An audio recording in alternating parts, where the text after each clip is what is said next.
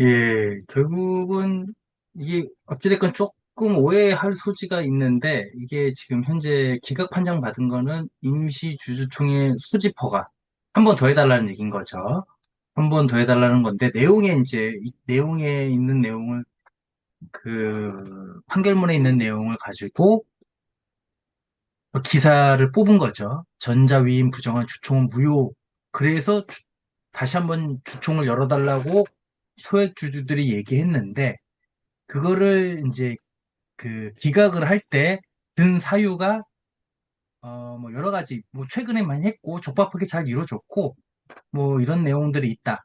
근데 내가 봤을 때는 그 재판부에서 지금 임시주주총회를 다시 여는 거를 판단한 재판부가 봤을 때는 큰 문제가 없다.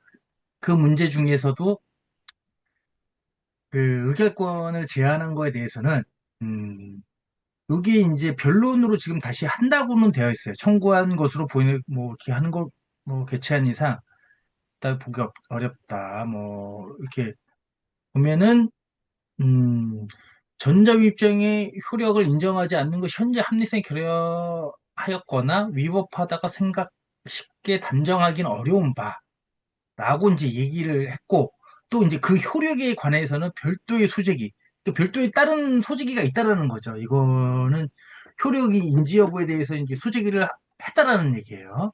거기서 판단할 거기 때문에 내가 이거에 대해서 확정 판결을 하지 않는다. 내가 맡은 사안은 임총을 다시 여냐 마냐.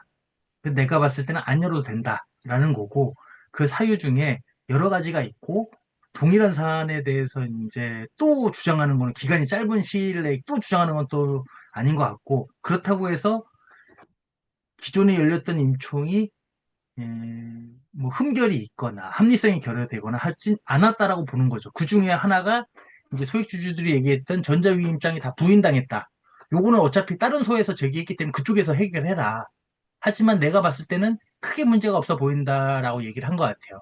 물론 이제 별도의 소재기, 예, 소재기를 통해서 거기서 이제 다른 주장과 입장과 뭐 증빙이 나와가지고 뒤집으면 또 다른 얘기일 수 있겠죠. 근데 그걸 가지고 이제 여기 그 보도기사는 이제 그 전자위임 부정한 주총은 무효인 거 소송을 건 소액주주. 내용은 이제 뭐 100% 졌다. 핵심이 이거죠. 회사 측에서 소액주주 제출한 전자서명의 신뢰성 담보할 증빙을 찾기 어렵다. 그 조각 사유 중에 하나가 주주의 이름과 생년월 등이 주주 명부와 다른 사례가 다수 발견됐다. 다수 발견됐기 때문에 니들이 갖고 온 거를 인정하기가 어렵다라고 얘기를 하고 법원에서도 이거에 대해서 충분히 회사에서 인정하는 그 주주의 위임장을 인정하지 않는다라는 게 뭐 합리성에 반하지 않는다. 주주의 이익을 침해하지 않는다라고 본 거죠. 예. 이 뭐 극단적으로 얘기하면은 다른 소에서 여기서 이제 얘기하는 뭐 다른 소에서 다른 소재기를 통해서 이제 뒤집힐 수는 있겠죠. 물론 이것도 뭐 항소를 하면 뒤집힐 수도 있겠지만 내용은 좀 그렇다. 이걸 가지고 보면 여기서 말하는 내용들이 여기 이제 내용들이 여기 학원 외 여러 명이실 것 같고 여기서 이제 전자 그 위임장이라는 거는 이제 액트인 거겠죠. 예. 헤이홀더 있죠. 헤이홀더. 액트 뭐 액트도 이제 전자위임장을 제출하니까 액트, 헤이홀더 뭐 이런 그 소액주주 플랫폼인데 그 플랫폼들이 그 플랫폼을 통해서 위임하는 전자위임장이 조각 사유가 된 거죠. 판례도 이제 받아왔고. 물론 이제 전자위임장 자체에 대한 판례는 아니지만 이제 유추 적용을 하는 이제 판례를 받아왔기 때문에 아, 좀 쉽지 않은 거죠. 이제는 뭐 이렇게 한다고 전자위임장을 좀 한다고 하더라도 조금 사안이 심대하거나 중요하다고 생각하고 이길 수, 이제 소액주주 플랫폼에서 이길 수 있다라고 생각하는 것들 실제로 주주들에게 연락을 해서 종이 위임장을 받겠죠. 저라면 그렇게 하겠어요. 한번 모험 가겠다. 이번 회사는 이제 대표적으로 해가지고 완벽하게 하겠다라고 하면 전자위임장도 전자위임장 하고 그 대신 그 전자임장 받은 걸 가지고 물론 이제 당연히 참고서는 제출하겠죠. 그 이후로 어떤 회사하고 이제 주총 싸움이 표대결을 갔을 때 참고서를 제출하고 종이로 이제 받으려고 돌아다니겠죠. 그래야 아, 자기들의 조각 사유가 한 번 더 만나요. 왜냐면 이게 누적이 되면 플랫폼 자체에 대해 신뢰성이 결여가 돼요. 그냥 네이버 종토방을 그냥 어플로 만든 것밖에 안 되는 위치가 되는 거라서 존재의 의미가 그렇게 크지 않은 거죠. 존재의 의미가 크지가 않은 거죠. 그렇게 보는 거고, 인피니트 헬스케어 입장에서는 워낙 최대주주 지분율이 높았기 때문에 질 것은 아니었지만, 질 것은 아니었겠죠. 물론 이제 대부분의 경영권 분쟁은 대부분 회사가 다 유리합니다. 질 것은 아니었지만, 그 중에서도 요 판결의 결정 내용은 당연히 임총 열어달라. 임시총 한 번 더 열어달라. 라는 거는 기각하는 게 있을 수 있죠. 근데 그 사유가 여기 첫 번째는 나왔던 당연히 그 감사 정관 변경에서 감사를 1인으로 한다. 그럼 기존 감사 해임이 안 되면 그 감사가 계속 하는 거죠. 정관에 정한 그 기간 동안. 그렇기 때문에 이혼이 자동 폐기되는 거고 그거에서 또 징징거리는 사유가 야 우리 전자위임장 이거 제출했는데 9.8%이고 우리가 했었으면은 이게 통과가 됐을 건데 왜 이걸 부인했기 때문에 무효다. 라고 얘기했는데 재판부에서 바라볼 때는 검사인의 조사 보고서 내용에서도 이걸 회사가 억지로 하거나 주주명부를 검사인이 대조를 해봤겠죠. 검사인도 당연히 그 소액주주들이 난리 쳤으니까 정말 회사가 대조해봤을 때 안 맞다라면 내가 볼게. 주주명부 줘보세요. 하고 니네 그 위임자 갖고 온 거 줘보세요. 안 맞는 걸 확인했기 때문에 검사인이 확인했기 때문에 그 주장이 받아들여진 거죠. 그래서 전자유입증이 한두 개만 나가리가 돼도 핵심은 조각사유가 좀 확대 해석된 게 있겠죠. 소액주주도 입장에서. 야, 그러면 다른 사람 것만, 그, 주주 명부하고, 우리가 갖고 온 전자위임장하고, 다른 사람들, 그 사람들 것만 빼고, 같은 사람이면은 인정을 해줘라.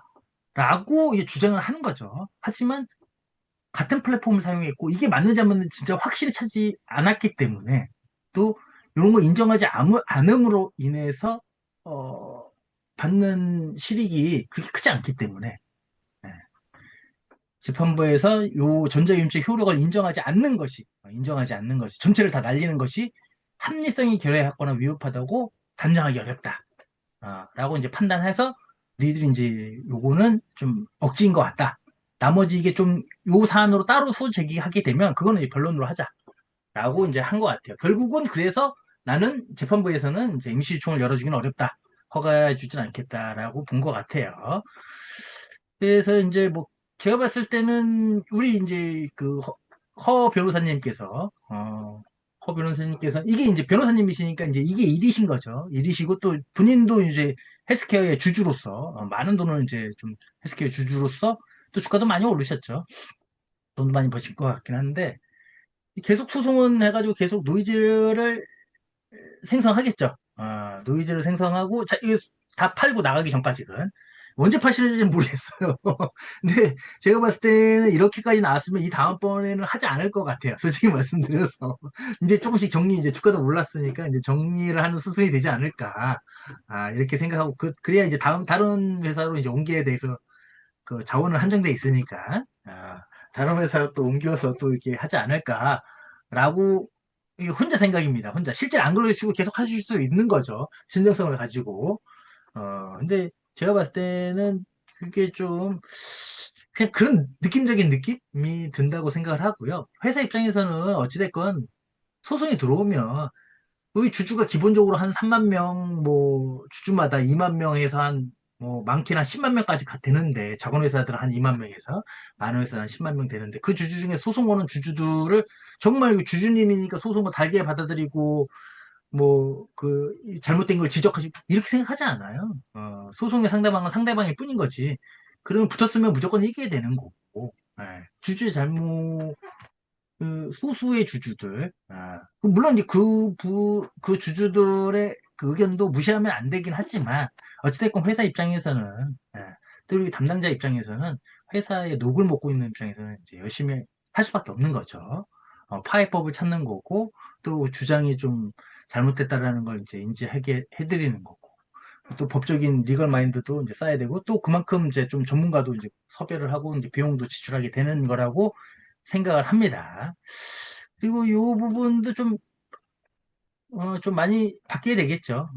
이게 어찌됐건 흠결이 나왔으니까, 흠결이 나왔으니까 이거를 이제 전자주주총회도 이제 법이 이제 많이 이제 바뀌죠. 전자주주총회도 이제 도입한다고 하니까 그거에 따라서 이제 공신력 있는 곳에 전자위임장도 생길 것 같아요. 전자위임장도. 물론 이제 지금 전자투표는 하죠. 전자투표. 전자투표하고 비슷한 형식으로 이제 그건 본인이 투표하는 거지만 위임도 이제 같이 비슷한 형식으로 하지 않을까라고 생각은 하고 그런 부분에서는 조금 각자 도생하는 개별 기업들이 뭐 인증을 받아가지고 전자위임장을 받아왔다라는 거는 아직은 좀 시기상조이고 기술력적인 부분이나 좀 예탁원의 주주명부가 맞지 않는 부분들이 있어서 조각사유가 되지 않았나 이렇게 보여집니다. 그러면 다른 회사들에도 영향이 가겠죠. 제가 다른 회사의 그 담당자라면 저희 회사에도 소액주주가 소송을 걸게 되면 뭐 전자임자는 이제 이런 걸 가지고 이제 쌩깔 수 있는 거죠. 판례가 이렇다. 아무래도 좋은 사례인, 뭐 회사 입장에서는 좀 좋은 사례인 것 같습니다. 이게 제 생각에는 이게 소송이 지금 두 개인가 세 개인가 걸려있기 때문에 의뢰권 위임장에 대해서 부정을 한 것에 대한 그 소송에 대한 결과가 먼저 나왔으면 뭔가 좀 달라지지 않았을까 싶기도 하거든요. 근데 어쨌거나 주주 입장에서 안타까운 굉장히 아쉬운 그런 상황이 아닐까 생각을 합니다. 네.